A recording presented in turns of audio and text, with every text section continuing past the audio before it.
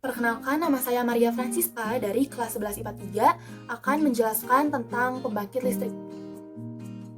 Jadi, pembangkit listrik itu adalah bagian dari alat industri yang gunanya untuk membangkitkan listrik yang didapatkan dari berbagai sumber energi atau sumber tenaga. Contoh misalnya PLTA. PLTA itu kan pembangkit listrik tenaga air, berarti tenaganya atau sumbernya itu dari air. Terus misalnya PLTS. PLTS itu kan adalah pembangkit listrik tenaga surya, kan berarti sumber atau tenaganya adalah surya atau matahari, dan lain sebagainya. Jadi ada contoh-contohnya juga, seperti yang tadi saya sebutkan, PLTA, PLTS, terus ada PLTU, PLTG, PLTN, PLTM, PLTMH, dan lain sebagainya. Nah, terus dalam pembangkit listrik itu komponennya apa aja, bagiannya apa aja? Nah, sebenarnya banyak banget tuh bagian-bagian dari pembangkit listrik itu sendiri. Cuman yang paling terpenting itu adalah generator. Kenapa? Karena tanpa generator ya gak akan bisa ngasilin listrik gitu. Kenapa? Karena emang si generator ini fungsinya untuk menghasilkan listrik. Lebih tepatnya mengubah suatu energi menjadi energi listrik. Misalnya dari air, dari energi yang air sumbernya ini diubahnya itu saat si air itu atau misalnya gerak air atau semacamnya itu diputar oleh generator gitu. Generator ini sendiri menggunakan prinsip medan magnet. Gimana sih itu prinsipnya? Nih, kita harus tahu dulu nih sejarahnya dari generator ini. Nah, jadi dulu itu pada tahun 1831, tepatnya di kota London, ada seorang ilmuwan bernama Michael Faraday.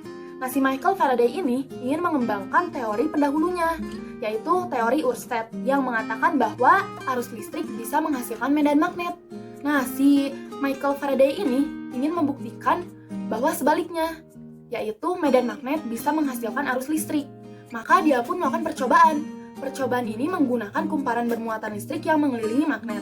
Nah, percobaan ini tuh menunjukkan pas si magnet itu diam, tidak ada arus yang muncul. Tapi ketika si magnet itu digerakkan, arus itu muncul gitu. Artinya apa?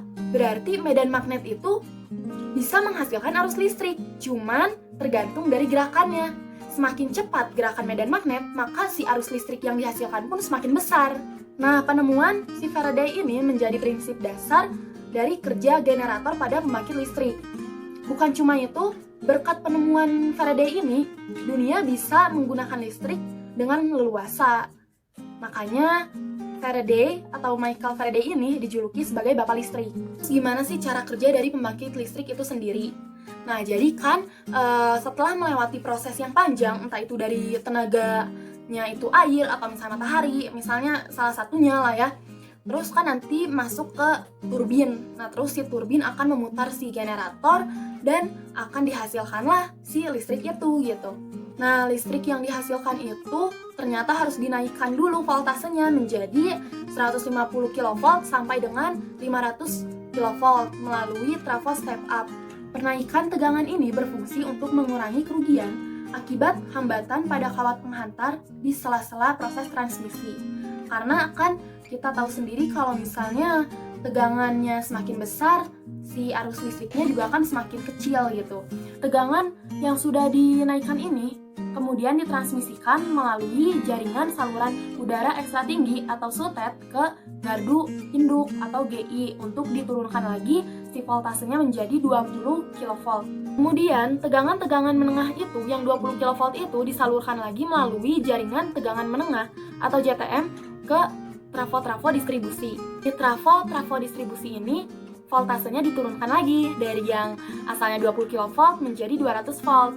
Nah, baru dari sinilah disalurkanlah ke pelanggan-pelanggan listrik melalui JTM atau jaringan tegangan menengah gitu. Jadi, cara kerja secara singkatnya itu yang pembangkit listrik secara umum itu adalah setelah melalui proses yang cukup panjang dari energinya masing-masing, entah itu air atau apapun itu segala macam, kan masuk nanti ke turbin tuh. Nah, dari turbin akan memutar generator dan dihasilkannya listrik. Nah, si arus listrik ini kemudian dinaikkan tegangannya menjadi 150 kV sampai dengan 500 kV. Nah, udah gitu baru ditransmisikan ke gardu induk melalui jaringan SUTET. Nah, di gardu induk ini tuh diturunkan tegangannya menjadi 20 kV. Nah, udah dari sini baru disalurkanlah ke trafo-trafo distribusi melalui JTM atau jaringan tegangan menengah.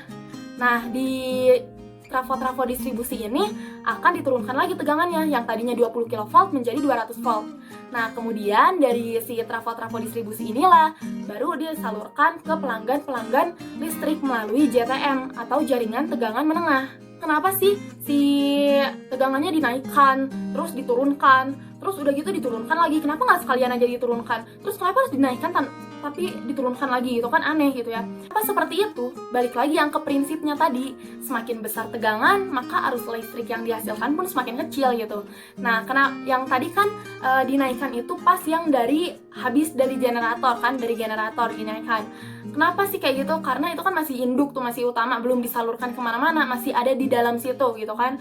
Nah, supaya nanti arus listriknya itu nggak langsung besar gitu, jadinya hemat lah, jadinya nggak habis duluan di situ gitu. Jadi udah nanti dia si arusnya kecil, makanya tegangannya dinaikkan supaya tidak kerugian gitu, mengurangi kerugian. Terus nanti kan ditransmisikan malah semakin kecilnya tegangan, arus listriknya semakin besar. Makanya setelah proses akhir, setelah dari trafo distribusi itu yang mau ke pelanggan-pelanggan listrik kan, itu kan si tegangannya tuh semakin kecil kan, 200 volt gitu.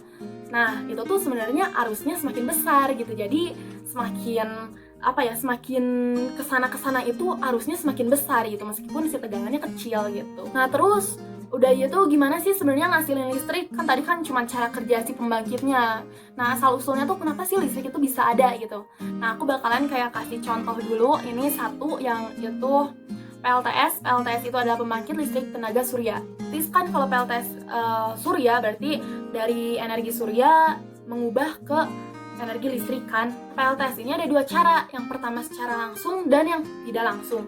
Kalau misalnya secara langsung namanya fotovoltaik, kalau misalnya secara tidak langsung adalah pemusatan energi surya. Nah, dalam pemusatan energi surya ini menggunakan cermin, lensa, sistem pelacak untuk memfokuskan si energi matahari atau misalnya energi surya itu dari yang luasan area tertentu ke satu titik gitu. Si panas yang sudah terkumpul di satu titik ini akan dikonsentrasikan untuk menjadi sumber energi dalam pembangkit listrik itu gitu. Jadi si panasnya ini nanti akan menggerakkan generator untuk menghasilkan listrik gitu. Yang kedua ini adalah cara langsung, yaitu cara fotovoltaik. Nah, ini tuh menggunakan sel fotovoltaik atau yang kita sering dengar itu adalah panel surya gitu. Nah, gimana sih caranya? Nah, itu akan mengubah si energi cahaya yang dari si surya itu menjadi energi listrik dengan efek fotoelektrik. Nah, secara singkat sebenarnya fotoelektrik itu pokoknya intinya itu adalah pelepasan atau pengeluaran elektron. Nah, jadi kan si panel surya itu atau sel fotovoltaik ini punya 3 lapisan di dalamnya. Ada lapisan bawah, atas, tengah gitu. Yang lapisan atas itu bisa juga disebut panel P, yang lapisan tengah itu adalah lapisan pembatas, dan lapisan bawah itu adalah panel N. Efek fotoelektrik ini adalah di mana saat sinar matahari, lebih tepatnya itu adalah si foton itu adalah partikel dari sinar matahari, dia tuh saat membuat si elektron dari lapisan atas atau lapisan panel P itu terlepas gitu. Jadi pas dia si foton ini masuk dan menyerap kepada silikon itu, kepada si panel surya itu, nanti si elektronnya itu yang ada di lapisan atas itu akan terlepas. Pasnya si elektron ini menyebabkan nanti si proton itu ikut mengalir dan akhirnya teralir ke si lapisan bawah atau si lapisan panel N gitu. Perpindahan arus proton ini adalah arus listrik gitu. Panjang banget sebenarnya ceritanya, cuman ini benar-benar dipersingkat, dan di beberapa sumber juga ada yang mengatakan bahwa lapisan atas itu adalah panel N dan di bawah itu adalah panel P, mau atau sebaliknya. Pokoknya yang pasti adalah yang elektron yang terlepas itu adalah di lapisan atas. Perbedaan dari dua cara ini tuh, yang fotovoltaik dengan pemusatan energi surya adalah kalau misalnya yang fotovoltaik ini adalah memanfaatkan dari cahaya si surya, tapi kalau misalnya yang pemusatan energi surya ini adalah memanfaatkan panasnya si surya gitu. Paling gitu aja dari aku. Mohon maaf apabila banyak kesalahan, dan mungkin sumber-sumber yang aku cari juga mungkin belum menjelaskan secara rinci. Yang pasti terima kasih banyak Saya Maya Francisca. Dadah.